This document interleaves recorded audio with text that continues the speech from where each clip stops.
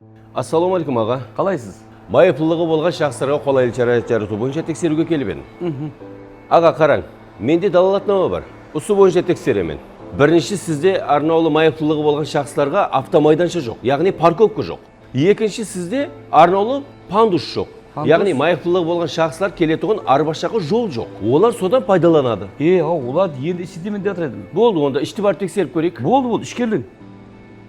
Мінеке аға, осы өміратымыздың іші әмме қойықларға ие заманауи қылып істеп қойыпсыз. Аға, сіздің беріп қойған ымырат жойбарыңызда көзі әзілер тәкті жоллары ісленбеген ғой.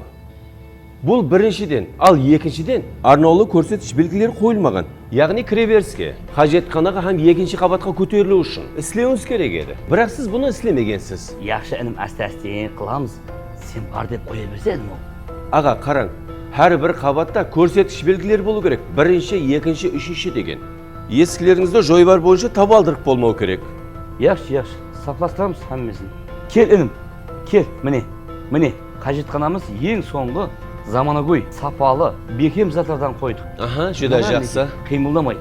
Аға, сіз жойбар бойынша белгіленген заттарды істеп қойған жоқсыз. Мәселен, мына хажетханаңыз майыплылығы болған шақсылар үшін масласпаған.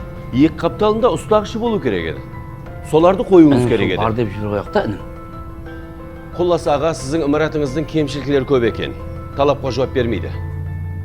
Ау інім, сіз бұл ымыратыңызда майыплылығы болған шақсыларға қолайлық жаратпағансыз ғой. Сонда не? Майыплылығы болған шақсылар қиналу керек пе? Енді аға қолдан келген жеді, Мен мына арзаңызды қабылдай алмаймын. Аға, өзіміз қой, ептеп жүрсе.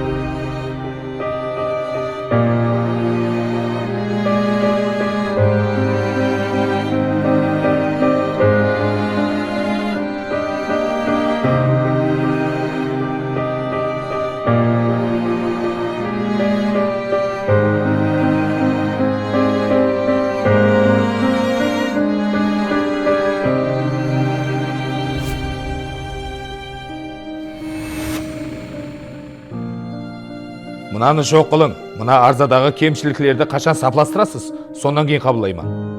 Мен ақшаға емес, мына жаудыраған көздерге жауап бермін.